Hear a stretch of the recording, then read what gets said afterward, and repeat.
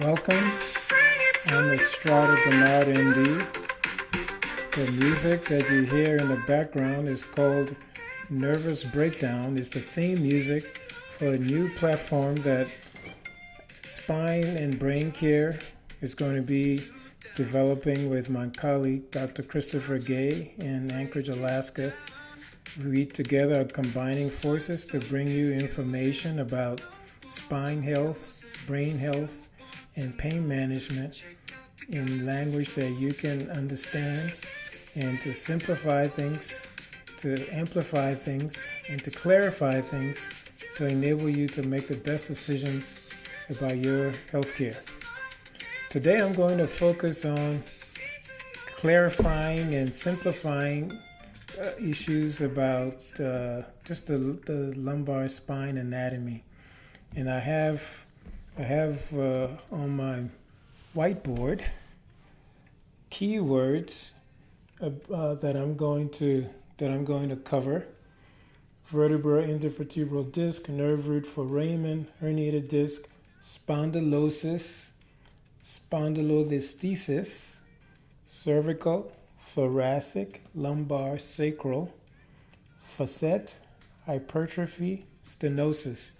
I wanted to write these words down so you can see them, have a visual, because sometimes, as we all know, if you go into a situation where you're being told information, you're being given information with new words that you may not have a good grasp of, you may not even be able to spell it, you may be stuck on just a word and you won't be able to adequately hear the rest of it. So I'm putting a visual display so you can see the words, and I hope that this will enable you to better follow along for the uninitiated. Now, I know there's going to be a wide range of knowledge base for people that look at this, but I really want us to try to start at the same level. I know that in the U.S. at least, there's much more information that's being given readily. Sometimes you get the reports of your diagnostic studies, such as CT scans or MRI scans, before you've had a chance to speak with your provider, and it can be like a foreign language. And this is just to help you to understand what's going on. This certainly is not a replacement for your healthcare provider. It's just to help you to learn the language, and this is all for educational purposes. I have a model of a spine that I will use to discuss these concepts, and I'm hoping that the visual representation will be helpful. And as I go through the different aspects of the spine, you'll be able to look at those list of words and know what I'm talking about. So first, let's talk about the different levels of the spine. We have the cervical, thoracic, lumbar, and sacral. So the cervical refers to the neck region, and there's 7 cervical vertebrae. The vertebra, that's the first word, are the bones in the spine that basically make up the building blocks. In between the vertebra are cushion-like structures. They're made of a cartilage-like structure. These are the intervertebral disc. Inter means between, so these discs are in between the vertebra. So you have 7 cervical, which is the neck region, and then the chest region is thoracic. So there are 12 thoracic vertebrae normally, and below the thoracic is the lumbar. And the lumbar goes down to the lower back. So there's cervical spine, thoracic spine, lumbar spine. There are 5 lumbar vertebrae, so these would represent the 5 lumbar vertebrae. And then the last segment is the sacrum, and the sacrum is just below the lumbar. And the segment is one fused segment, but as it developed early on, there were several segments that fused together to form the sacrum. There are 5 of them. At the very bottom of the sacrum is a remnant bony structure called the coccyx. I didn't write that down, but it's COCCYX, coccyx.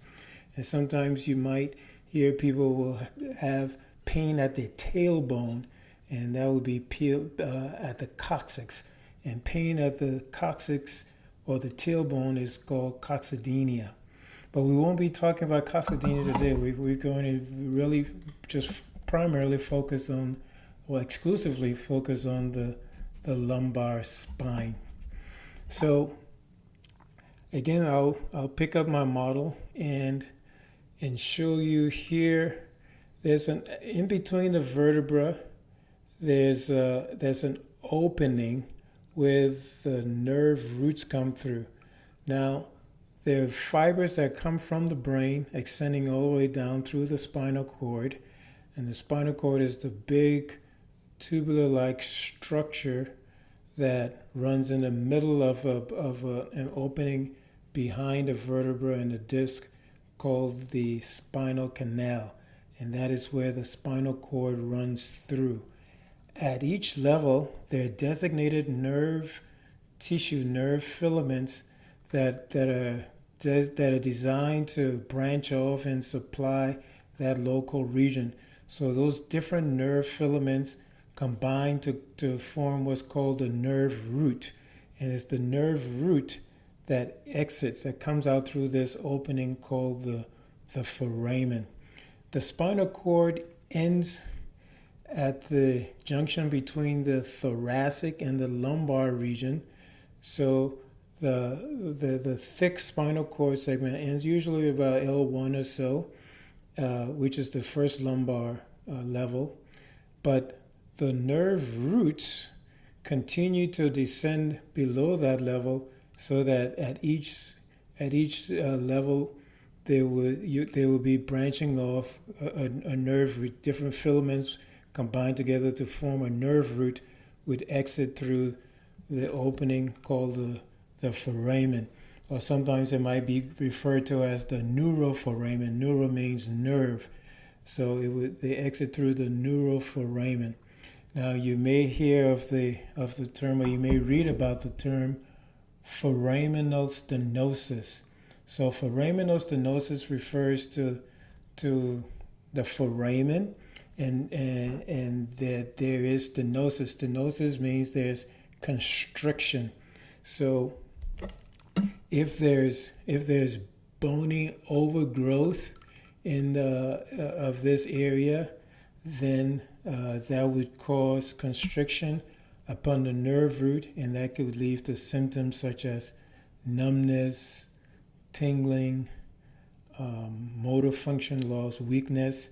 If it's down lower in the sacral level, those nerves supply the bladder and bowel and sexual function, and so those functions could be affected if those nerves are compromised, or if the spinal cord section from which those nerves arise are compromised in some way.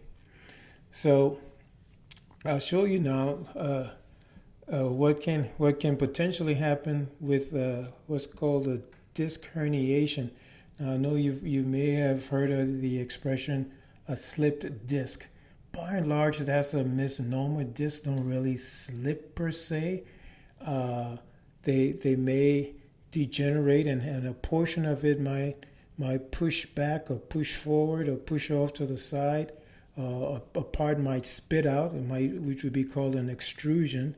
But the whole disc as one segment doesn't generally slip. Now, you may have, because the disc is weakened from degeneration, from wear and tear, you may have a laxity of the connection of the disc to the vertebra, in combination with loss of the integrity or the structure of this other important structure back here, which works with the disc to maintain the strength of each segment. And this is called the facet joint. You can see the gap in here where the bone from above interfaces with the bone of the segment below, and they form a joint. And that's a pretty well made structure. This model just shows a gap, but it's well opposed. They touch each other. There's a capsule around it, and it has quite a bit of strength and integrity. If there is degeneration of this segment, then that can become slack, and then that can lead the vertebra one to slip forward on the other, or sometimes to slip backwards. But that's what we would refer to as spondylolisthesis. Now, this word here, spondylosis, refers to just degeneration, what I refer to as the normal wear and tear of the disc. The discs serve as a cushion between the vertebra, as upright entities, human beings that we are.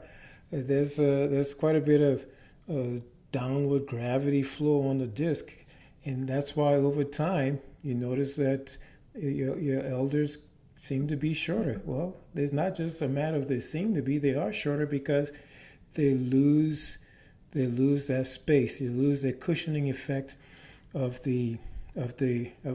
multiple vertebrae, multiple intervertebral discs, and of course that will lead to shortening. I know my stature has decreased over time. I don't have the height that I used to have 20 years ago, but the concept is the loss of the cushioning effect. Now, you may imagine that if you lose the cushioning effect, then these vertebrae, the ends of these vertebrae, are going to be more apt to come closer together. They compensate by producing spurs, and that's just the way that the body just tries to compensate for the loss of the cushioning effect.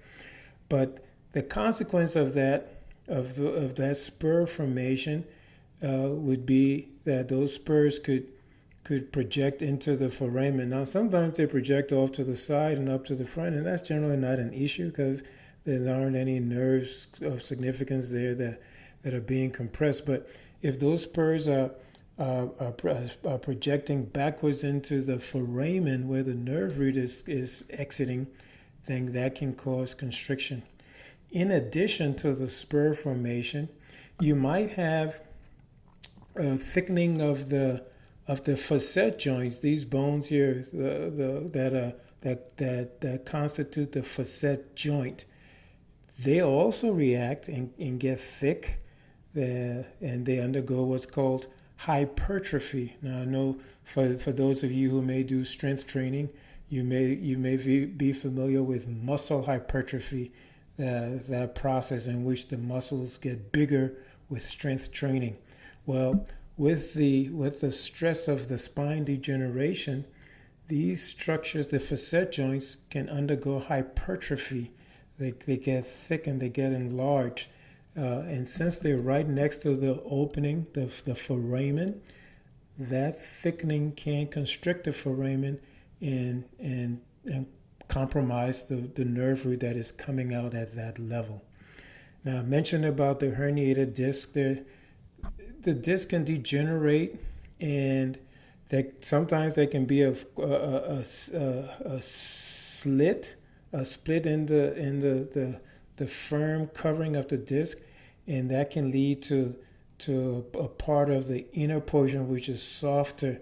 That inner portion can push out into the foramen and put compression on the nerve, or it can push out more centrally in the canal, and then that can push on the nerve filaments just as they're coming off the spinal cord, or just as they're branching off the spinal sac to begin the exit. Now, if you have a big herniation or protrusion, or you have what's called an extrusion, where a part of that soft inner portion of the disc just comes out. It spits out completely and is out pretty much outside of the disc, and that would be called a free fragment. If you have a big piece of disc that pushes out, and that could be compressing the nerves in the spinal canal even before they exit into the foramen, and that can cause considerable symptoms as well. And we will go into that in subsequent discussions.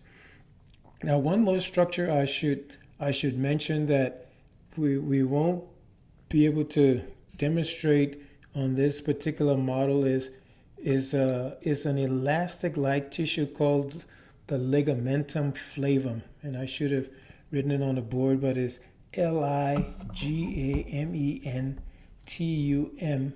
flavum, Flavum, and the ligamentum flavum comes from the root word which means yellow. So it's a yellow ligament. It runs just inside the spinal canal, underneath these bones here that are on either side. Again, as a compensatory mechanism, that is in compensation to the loss of the cushioning effect of the intervertebral disc. Those structures, that is the ligamentum flavum, can thicken, and you can have what's the thickening called? Hypertrophy. You can have ligamentum flavum hypertrophy, just as you can have facet joint hypertrophy, just as you can have muscle hypertrophy.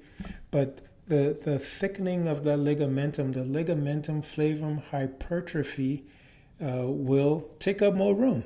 And as you take up more room, again, that puts pressure, that restricts the area where the nerve filaments and the nerve roots can travel, and that can lead to symptoms. Whatever function those nerves carry would be compromised. So, as I mentioned earlier, if it's a sensory nerve, it's a sensation nerve, then it might be numbness, it might be tingling, or since those nerves conduct the perception of pain to the brain, if those nerves are irritated or compressed or compromised in some way, then that will cause pain. And if the nerve is one that supports motor function, that is getting the signal from the brain to the muscle to move, and then that signal is impaired, then that would express itself or manifest itself as weakness of the muscle. Now, if the nerve or the nerve filaments are going to the bladder, it could affect bladder control. It could lead to incontinence, where one just leaks urine uncontrollably. It could lead to hesitancy, where you have difficulty in initiating the stream. If there is severe, this is pretty much what I'm describing with bladder and bowel issues. It's not a routine thing. It usually is a manifestation of quite a bit of compression or compromise on those nerves, on those nerve structures. But if it's involving the fibers that go to control of the bowels, then that could lead to loss of control, what's called incontinence. It could be fecal incontinence for bowel, or it could be urinary incontinence for the bladder. So those are basic concepts that I wanted to convey about the anatomy of the lumbar spine. We've talked about the vertebra, the structures that make up the different components of the spine. We talked about the intervertebral discs, which is which provide the cushioning between the vertebra. We talk about the nerve roots that exit at each level, where the different nerve filaments come together, and then they will branch off and come out to supply the structures that they're designed to supply. We've talked about the foramen, that is the opening where the nerve root comes through. what's the concept of the herniated disc, where a portion of that disc is protruding back into where the nerves are running, and how that can affect nerve function. We talked about spondylosis, which refers to the degeneration of the spine that can occur with wear and tear, and that can be associated with spur formation. The consequence of the degeneration can lead to hypertrophy, the thickening, the enlargement, increase in size of the facet joint, the ligamentum flavum, which is a more rubbery tissue that's inside the spinal canal. I mentioned briefly about listhesis, which basically is a slipping of one vertebra of the other. If you imagine a vertebra being stacked up on each other, listhesis would be a slipping of one on the other as a result of laxity that's induced by the loss of structure, or the loss of the cushioning effect and degeneration, typically with wear and tear. And because it's primarily an issue of wear and tear, we generally don't see that in young people, at least degenerative spondylolisthesis. And I can go into more detail about people who can be born with spondylolisthesis, but for the purposes of this discussion about degeneration, it's generally older people, because it comes with over time wear and tear. And we covered the different regions of the spine: the cervical, which is the neck, 7 cervical vertebrae; thoracic, the chest region with 12 thoracic vertebrae; lumbar, which is referring to the lower back area, and then the final segment, the sacrum. So sometimes the lumbar and sacrum are considered together and referred to as lumbosacral. And then finally, stenosis refers to constriction. So, and I spoke about stenosis in terms of foraminal stenosis, that is constriction of the foramen. But there can also be central canal stenosis, where the spinal cord comes through, and remember the spinal cord ends at about L1, so below L1 there won't be spinal cord compression, but there will be nerve compression, where those nerves are still running in the spinal canal after they have come off the spinal cord. But if you have the bony overgrowth from the facet joint encroaching inside on the central canal, and thickening or hypertrophy of the ligamentum flavum, that could contribute to central canal stenosis. A broad-based protrusion, or even herniation or an extrusion of the disc pushing back into the canal could contribute to central canal stenosis. And similarly, if you have any spurs projecting inside the central canal, then that can lead to central canal stenosis. And so if you read about, or you hear about the concept of lumbar spinal stenosis, that may be due to all or some of these tissues constricting the central canal and compromising the structures there. So I hope this was helpful. The next episode will take more. Well, I'll go deeper into the issue of spinal stenosis, and just talk about how do we evaluate people who we think have spinal stenosis. How do we evaluate people who we suspect has a lumbar disc herniation? What kinds of questions are we asking to try to get clues about what's going on? what are the components of the physical examination? How do we examine people to try to sort out what's going on and put into context the picture that's being presented to us? And then in subsequent episodes, I'll also talk about when is it appropriate to get imaging, to get tests such as a CT or lumbar or an MRI scan. Should you get a scan as soon as you get symptoms? What is appropriate? What is practical? Again, my objective is to educate people about what's going on with their bodies. I'm a neurosurgeon, so my area of interest is focusing on the spine, the brain, and on pain management. So those are the kinds of issues that I will cover. And as I mentioned, I will be collaborating with Dr. Christopher Gay. We're going to be formulating a new platform called Nervous Breakdown, where we're going to break it all down into terms that you can understand to clarify these concepts. Well, until the next episode, make good choices, be healthy, and be well. I'm Estrada Bernard.